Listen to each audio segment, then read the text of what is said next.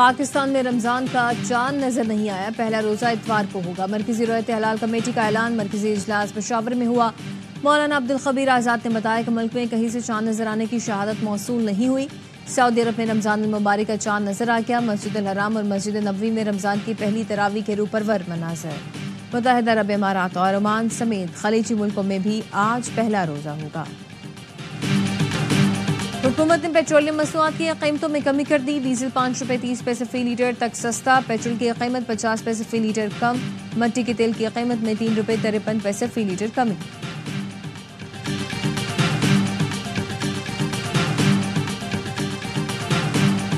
نوشہرہ میں دارالعلوم حقانیہ کوڑا خٹک میں خودکش دھماکہ. مولانا سمیع الحق کے بیٹے حامد الحق سمیت 4 افراد شہید 20 زخمی.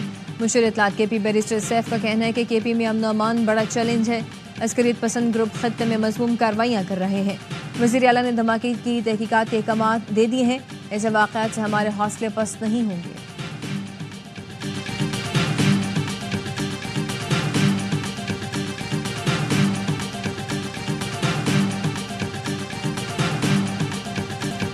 کراچی بورڈ بیسن میں شہریوں پر تشدد کرنے والے شاہ زین مری کے 4 ذاتی محافظوں سمیت 7 گارڈز کو گرفتار کر لیا گیا. ڈی آئی جی ساؤتھ کے مطابق تشدد میں ملوث شاہ زین مری کوئٹہ فرار ہو گیا تھا. گرفتاری کے لیے بلوچستان حکومت سے رابطہ کر لیا. ملزم ارمغان اور ساحر سے تفتیش کے دوران منشیات کی لین دین میں شاہ زین مری کا نام بھی سامنے آ گیا.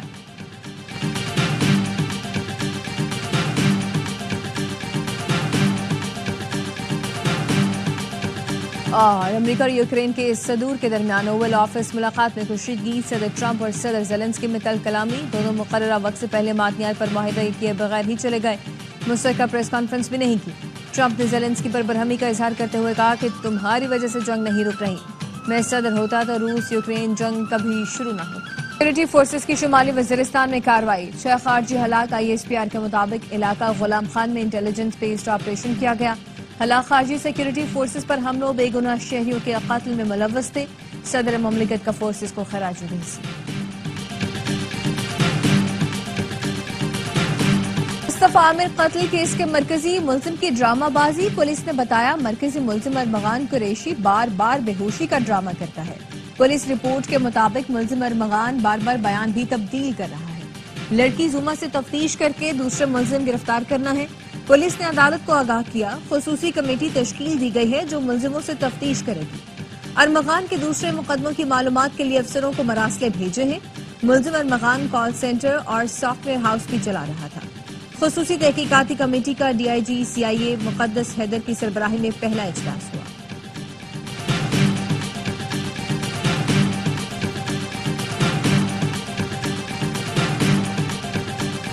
نیوزی لینڈ میں قومی ٹیم کے کپتان سمیت سینئر کھلاڑیوں کو آرام کرائے جانے پر غور. ذرائع کا کہنا ہے فیصلہ چیمپئنز ٹرافی میں ناقص کارکردگی کے بعد کیا گیا. قومی ٹیم کے کپتان کا فیصلہ بھی بعد میں کیا جائے گا. پاکستان ٹیم 16 مارچ سے 5 اپریل تک نیوزی لینڈ کا دورہ کرے گی.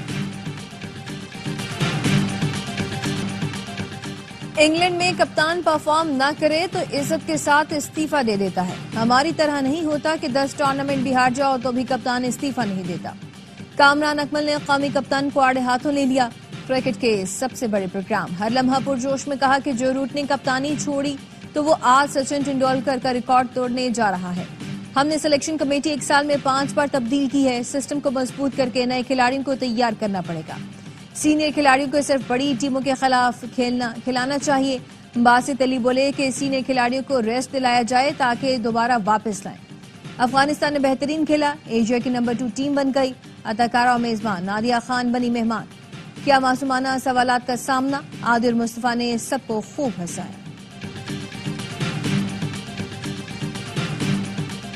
سوات سعید شریف کی مسجد اللہ اکبر میں نمازیوں پر فائرنگ. 2 بھائی جاں بحق 5 زخمی. اسپتال منتقل. ملزم کو پولیس نے گرفتار کر لیا. ڈی پی او کا کہنا ہے کہ واقعہ دہشت گردی نہیں. ملزم مسجد میں کھڑے ہو کر جائیداد میں سے حصہ مانگ رہا تھا. پاکستان میں نئے انتظامی صوبے ناگزیر ہو چکے. ایس ڈی پی آئی کے تحت گول میز کانفرنس میں ماہرین کی رائے. فرحت اللہ بابر نے کہا آرٹیکل 140 سے پر حقیقی معنوں میں عمل ہونا چاہیے. میامر نے کہا زیادہ صوبوں سے انتظامی اخراجات میں اضافے کی باتیں درست نہیں.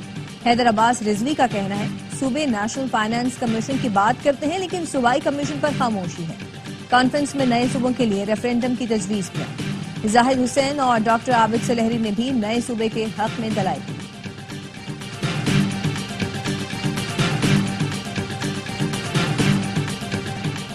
حکومت پنجاب کے اشتہارات پر تنقید، عظمہ بخاری سابقہ حکومت کے اشتہار نکال لائیں۔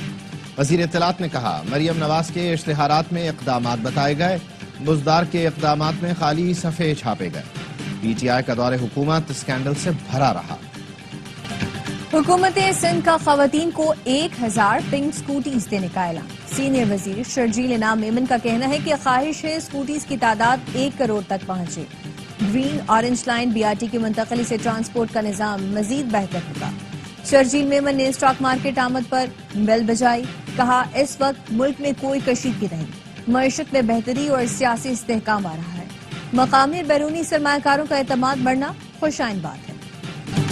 کراچی میں آئے دن پانی کی لائنیں پھٹ رہی ہیں۔ سندھ حکومت کی وجہ سے شہریوں کی زندگی اجیرن ہے اور یہ اسٹاک مارکیٹ کرتے ہیں۔ امیر جماعت اسلامی حافظ نعیم الرحمان کہتے ہیں یہ حکومتیں اپنی ہی غلط پالیسیوں کی زد میں ہیں۔ مہنگائی، بجلی اور ٹیکسوں کے خلاف رمضان کے بعد ایسی تحریک لائیں گے جو حکمرانوں کو گھٹنے ٹیکنے پر مجبور کر دے گی۔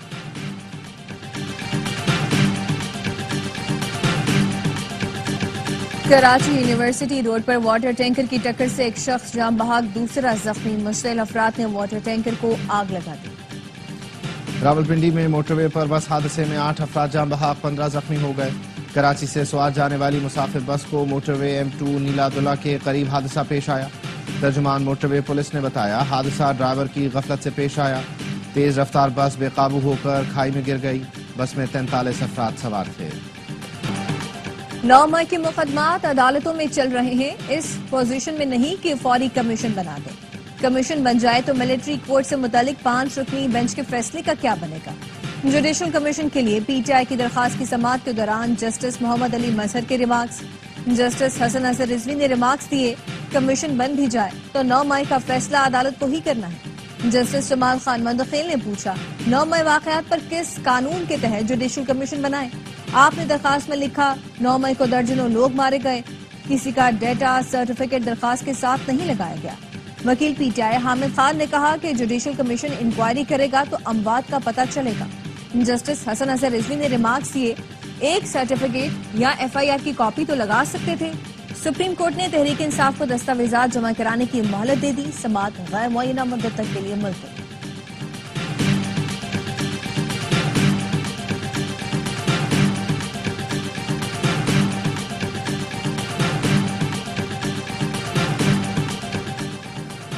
خلائی شعبے میں پاکستان چین میں تعاون کا سمجھوتا مضبوط دوستی کا عکاس ہے۔ خلا کے شعبے کی ترقی کے لیے چین کی مدد سے آگے بڑھ رہے ہیں۔ وزیر اعظم شہباز شریف کا تقریب سے خطاب، کہا پاکستانی معیشت کی مضبوطی میں سی پیک کا اہم کردار ہے۔ شیخ حسینہ کے خلاف تحریک چلانے والے طلباء کا الیکشن لڑنے کا اعلان۔ بنگلہ دیش کے طلباء نے نیشنل سٹیزن پارٹی کے نام سے سیاسی جماعت بنائی۔ پارلیمنٹ کے سامنے ریلی میں منشور کا اعلان کر دیا۔ طلباء تحریک کی قیادت کرنے والے 27 سالہ ناہید اسلام پارٹی کے کنوینر ہوں گے۔ ابتدائی طور پر 150 ارکان کی مرکزی کمیٹی قائم۔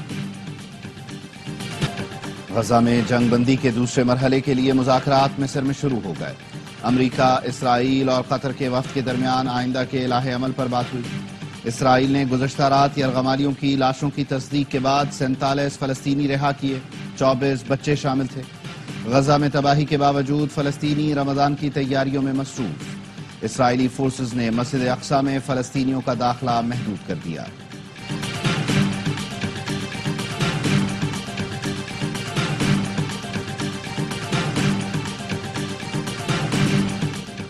اسرائیلی فوج نے حماس کے 7 اکتوبر کے حملے کو روکنے میں مکمل ناکامی کا اعتراف کر لیا۔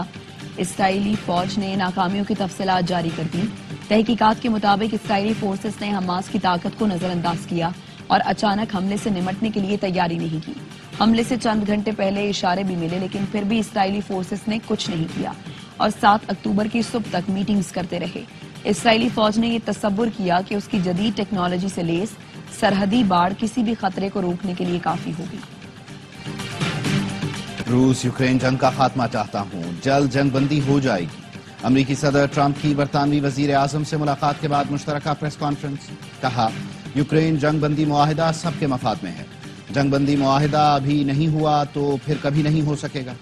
یوکرین کے صدر سے کل ملاقات کروں گا. برطانوی وزیر اعظم کیئر سٹارمر نے کہا روس یوکرین جنگ بندی کے لیے امریکہ کے ساتھ ہیں. امریکہ کی جانب سے سلامتی کی ضمانت کے بغیر یوکرین میں امن قائم نہیں ہو سکتا. برطانوی وزیر اعظم نے فلسطین اور اسرائیل کے درمیان 2 ریاستی حل کے عزم کا اعادہ کیا. PSL10 کا شیڈیول جاری. میچز 4 مقامات پر کھیلے جائیں گے. ایونٹ کا پہلا میچ 11 اپریل کو اسلام آباد یونائیٹڈ اور لاہور قلندرز کے درمیان ہوگا. فائنل 18 مئی کو لاہور میں ہوگا. کراچی کنگز اپنا پہلا میچ 12 اپریل کو ملتان سلطان سے کراچی میں کھیلے گی.